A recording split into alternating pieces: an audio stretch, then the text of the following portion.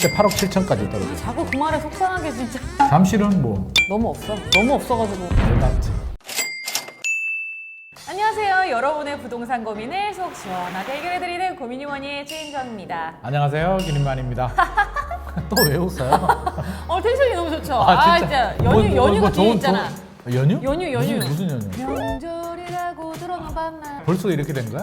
아니 원래 토, 일, 공휴일, 대체 공휴일 포함해가지고 116일이나 쉬는 날이 있어. 그렇게 많이 쉰다고? 3개월이나 쉬더라고. 그렇게 뭐라 하니까.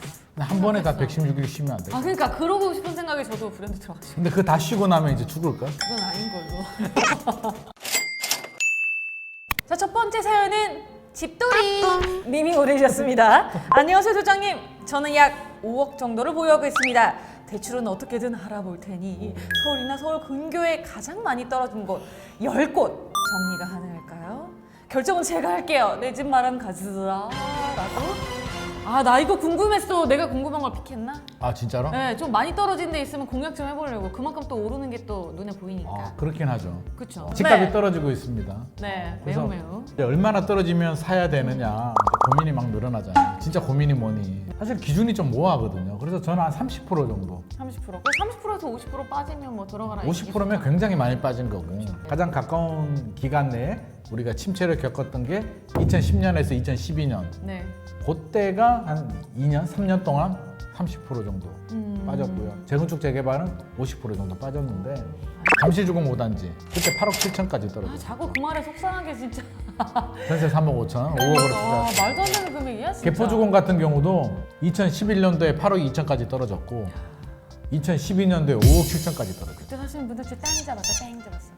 어느 동네가 제일 먼저 많이 빠졌을까? 많이 빠진 지역들은 이제 메커니즘이 있지, 특징이 있지. 특징? 저수지 이론 있잖아요. 저수지 이론? 에그 후라이 말고. 저수지가 뭐예요? 이렇게 생겼잖아요. 예. 그러면 비가 오면 물이 차죠? 네. 어디부터 차요? 밑에부터 찾아요? 중심부부터 차서 이렇게 올라가잖아요. 그렇죠. 그럼 중심부가 먼저 오르잖아. 먼저 그렇게? 올라서 외곽 지역들이 나중에 오르잖아요. 근데 이제 비가 안 와. 네. 가물어. 그때부터 마르지. 그럼 네. 마지막에는 중심부는 물이 남한에 있는데 비가 계속 안 오면 다 말라버리잖아. 그럼 마지막에 남아 있는 게 이제 뭐 예를 들어서 강남이나 인기 지역들인데 네. 거기도 계속 주택 가격이 하락이 되고 부동산 시장 분위기 안 좋으면 거기도 떨어진다는 거지. 그럼요. 그래서 저는 강남 불패 같은 거 믿지 않아요. 그냥 오를 때 빨리 오르고 내릴 때 늦게 내린다는 거지 결국에는 두들겨 맞는다. 아직은 바닥 안 왔죠? 네. 떨어지고 있는 중이잖아요. 있죠? 네. 그렇다면 자 중심부는 아직 안 떨어졌어. 그러면 지금 들어가는 분들은 어디 들어가야 될까요? 다른 외곽 지역들이 먼저 떨어진단 말이에요. 그렇죠. 그러면 지금 강남은 안 떨어졌는데 강남이 좋다고 들어가면 나중에 떨어지게 되면 손실이 발생하잖아요. 자, 내가 10개 지역을 뽑았는데요. 네. 잠원동, 동화 아파트가 7억 8천 정도 떨어졌네. 위치 좋잖아요. 부촌이잖아. 아니, 강남이 왜 떨어졌어 하는데 그 지역에서는 덜한 아파트부터 떨어지겠죠. 네. 방배동, 대우 4억 9천 떨어졌네. 자, 잠실. 잠실 떨어졌어요? 잠실 쪽에도 떨어지고. 또 거기도 또 이렇게 구역이 좀 나뉘는구나. 잠실 쪽도 많이 떨어지죠. 그래서 뭐 파크리오나 엘스도 떨어졌고 또 광교 신도시 같은 경우 많이 올랐으니까 좀 빠졌죠. 빠졌지. 그래서 호반 베르디움 있네. 4억 3,500 빠졌네. 자, 분당. 구미동이 상대적으로 또 분당에서 약세 지역이 있고. 그렇구나. 구미동이 먼저 빠지지. 부산. 서울보다는 또 지방이니까. 부산 해운대도 빠졌고. 그럼 이분이 가지고 있는 돈 가지고는 이거 10개 중에 여기 갈 데가 있나? 5억 가지고 있으니까 전세 끼고 사면 요즘 전세도 떨어지긴 하는데 전세 끼고 산다고? 아닌가 실거주인가요? 그러니까 대출을 받든지 전세를 끼든지 끼겠죠. 뭐 가능은 한데 아마 잠원동 동안은 조금 힘들 것 어렵고. 같고 방배동도 좀 어려울 것 같고 나머지 지역들은 다 가능성 있지 않을까. 무조건 강남이 좋아 하지 말고 30% 떨어진 걸 찾는다면 이런 순서를 보고 들어가는 게 좋겠다. 꼭 강남 가고 싶으면 강남 안에서도 이렇게 좀 순서에 따라서 상대적으로 좀 약세 아파트들 찾아서 들어가는 게 타이밍적으로는 더 좋겠다. 가장 뭔가 분위기 가장 좋았었을 때보다 지금 한 30% 정도가 빠진 거잖아요. 네, 그 정도 맞죠? 떨어졌죠. 더 떨어진 곳들도 있고. 그러니까 지금 들어가면은 나중에 좀 돈이 되긴 하려나? 물론 우리가 금리 인상에 대한 불확실성도 있고 네. 뭐 여러 가지 뭐 정책적인 변수 있기 때문에 더 떨어질 수는 있죠. 더 떨어질 수도 있는데 필요한 분들이잖아요. 고점에 사는 것보다 30% 정도는 마진을 먹고 들어가는 거니까 추가로 10%더 떨어지더라도 저는 해볼 만은 한데 난 급하지도 않고 당장 집도 필요 없고 그냥 돈은 좀 있어 하시는 분들은 조금 더 바닥의 시그널을 기다려 봐도 되는데 이거는 선택의 문제라는 거죠. 경쟁이도 아니고 아무도 모르는 건디. 그러니까 그죠? 그 정도 리스크는 안고 들어가야지 리스크 없는 투자는 없어. 없다. 자, 두 번째 사연은 님이 보내주셨습니다. 저는 맞벌이 부부입니다. 나름 대기업을 다니며 돈을 열심히 모으고 있어요. 저희에게 넘사벽이긴 하나 빚을 내서라도 가고 싶은 동네가 있습니다. 잠실, 송파 쪽이지요. 이쪽만 보다 보니 최근 정말 많이 떨어졌더라고요. 헬리오시티가 약 10억 가까이 떨어졌다는데 송파, 이 동네 올해 어떻게 될까요? 계속 떨어질까요? 계속 떨어지냐고요? 네.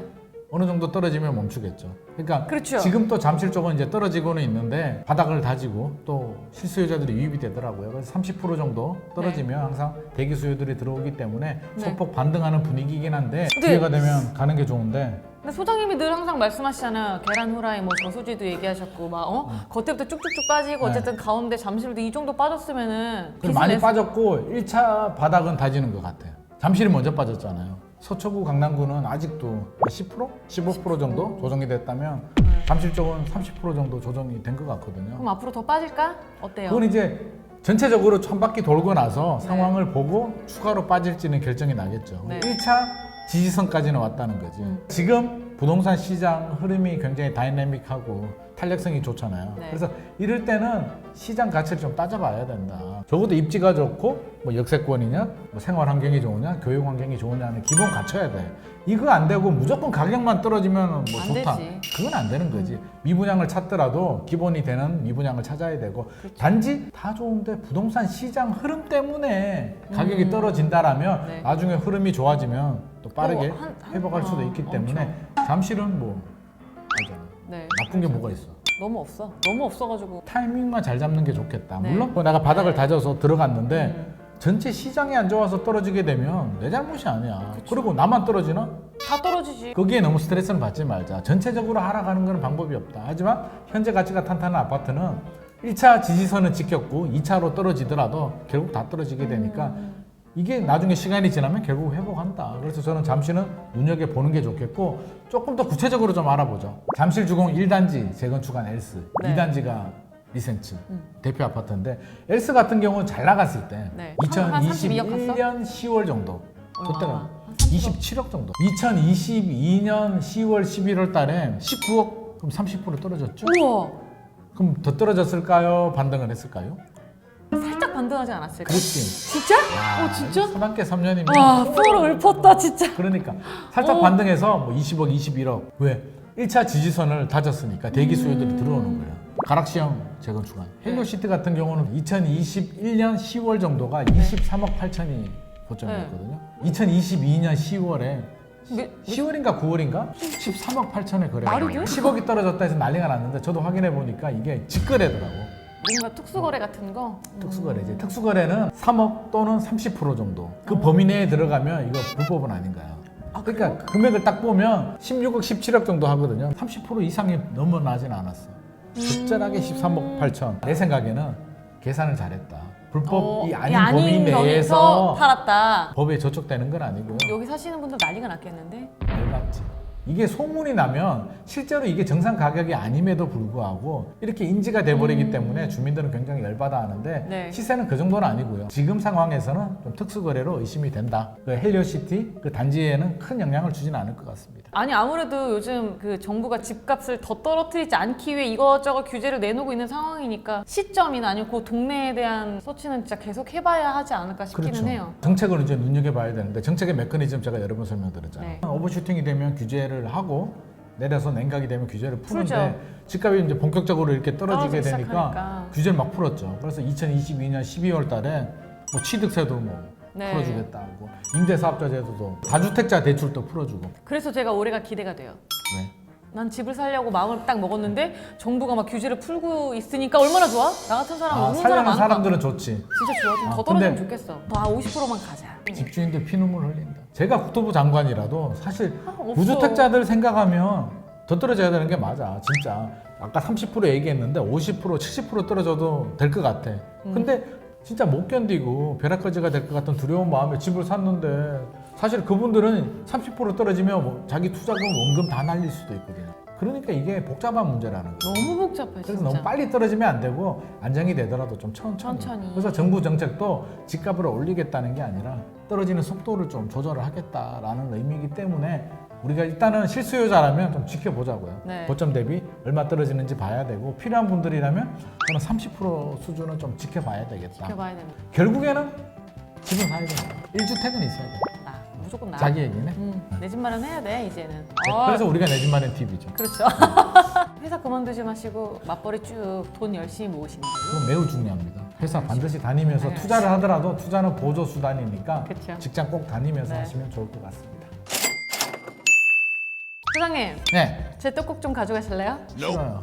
아니 단번에 싫으면 어떡해. 나 드릴 생각하고 있었는데. 내가 나이가 더 많은데 더 자, 구독자 여러분 떡국 많이 드시고 새해 복 많이 많이 받으세요. 받으세요. 예.